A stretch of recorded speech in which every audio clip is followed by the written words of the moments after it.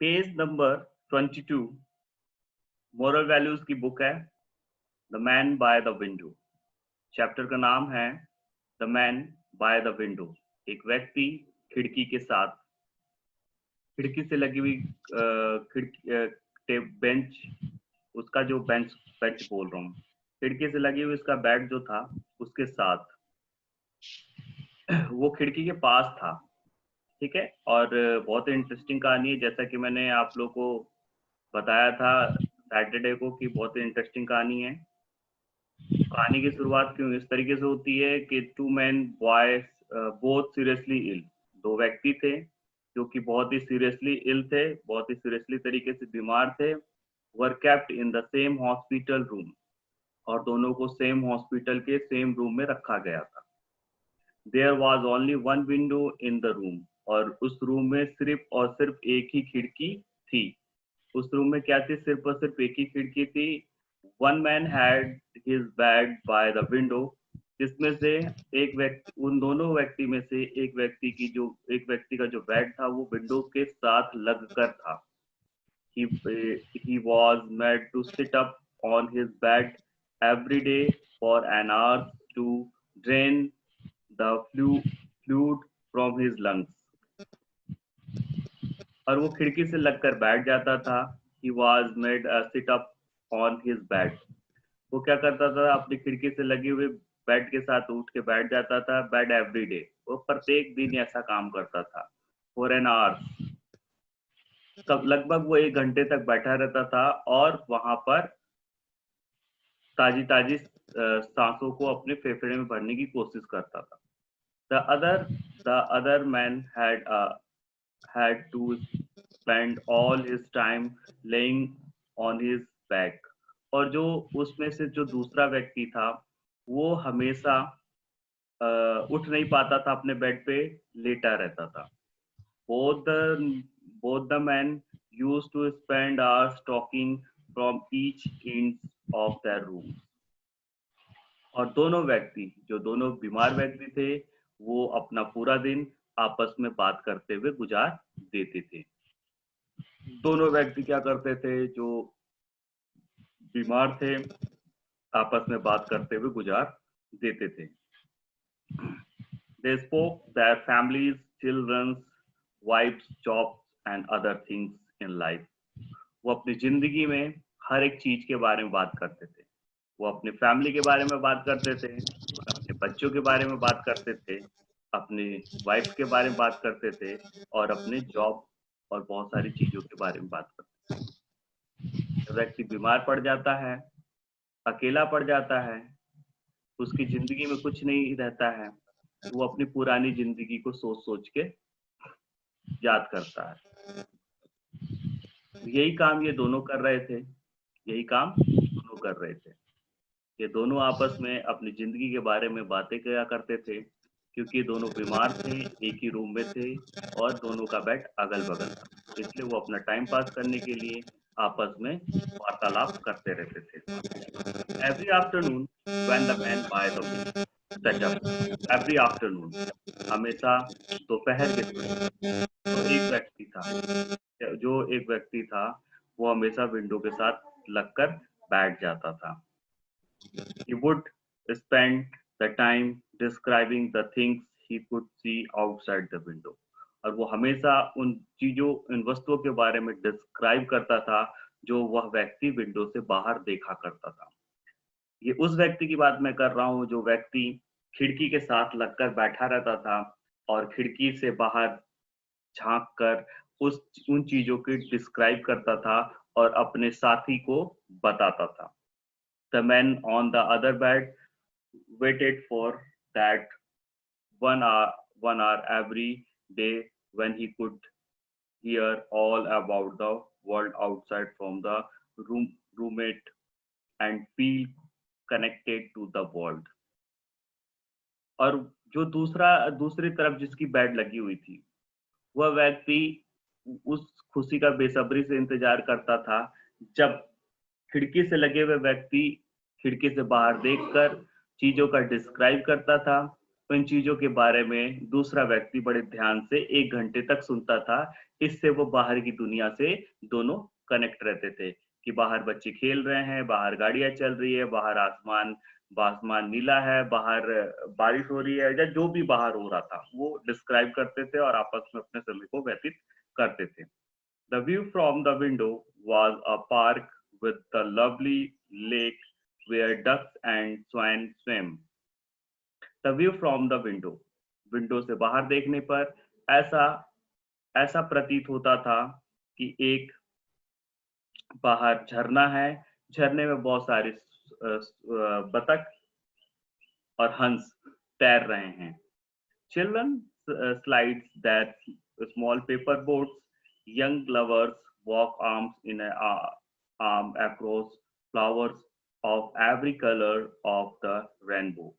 Children slides their small paper boats, और children बच्चे जितने भी थे वो अपने स्मॉल पेपर बोट को क्या करते थे, उस पानी में तैरा रहे थे।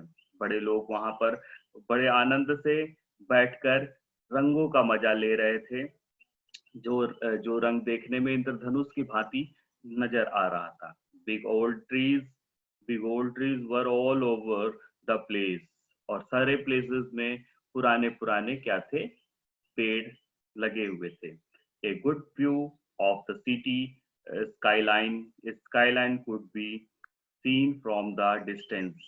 A good view from the city, और शहर के लंबी लंबी गगनचुंबी इमारतें उस खिड़की से उन्हें दिखाई देता था। स्काई लाइंस मतलब होता है गगनचुंबी इमारतें, यानी ऊंची ऊंची इमारतें जो 25 मंजिला, 50 मंजिला, 100 मंजिला की इमारतें होती हैं, जिसको देखने से ऐसा लगता है कि वो इमारतें गगन को चूम रही हैं, उसको स्काई लाइंस बोलते हैं। ठीक है, could be seen from the distance, as the man by the window would describe all the exquisite details. The man on the other side of the room would would close his eye and image the pictures seen. जो व्यक्ति खिड़की के पास था वो सारी चीजें खिड़की से बाहर देखकर चीजों को डिस्क्राइब करता था, और अपने अंदर जो दूसरा इनका मित्र था उसको सारी चीजों को बताता था, सारी बातों को बताता था। दूसरा व्यक्ति जो अपने कमर से उठ नहीं सकता था क्योंकि उसको प्रॉब्लम थी, वो बिस्तर पे लेटा रहता था और इन सारी चीजों को वो सुनता रहता था, और सुनकर अपने दिमाग में एक इमेज क्रिएट करता था कि हाँ, बच्चे पेपर बोट चला रहे हैं, गगन चुंबी इमारतें हैं, बाहर पार्क है, बच्चे खेल रहे हैं, बाहर बतख और स्वैन तैर रहे हैं। ये सारी चीजों की वो इमेजिनरी अपने दिमाग में तैयार करता था, एक इमेज तैयार करता था।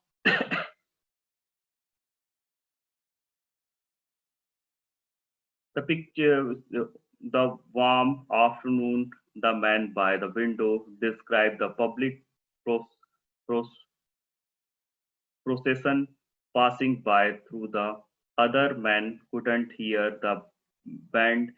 He closed his eye and virtualized the scene in his mind as a man by the window described it.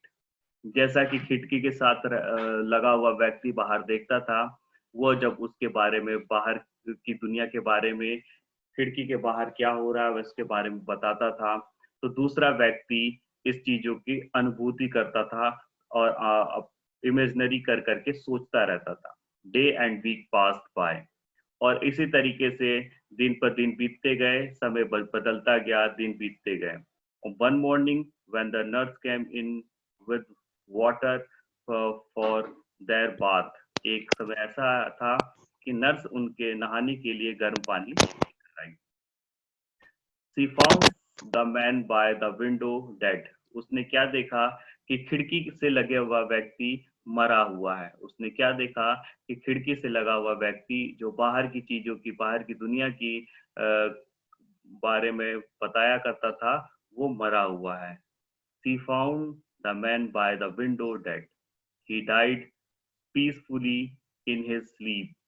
She felt said the called the attendant to clear away the body.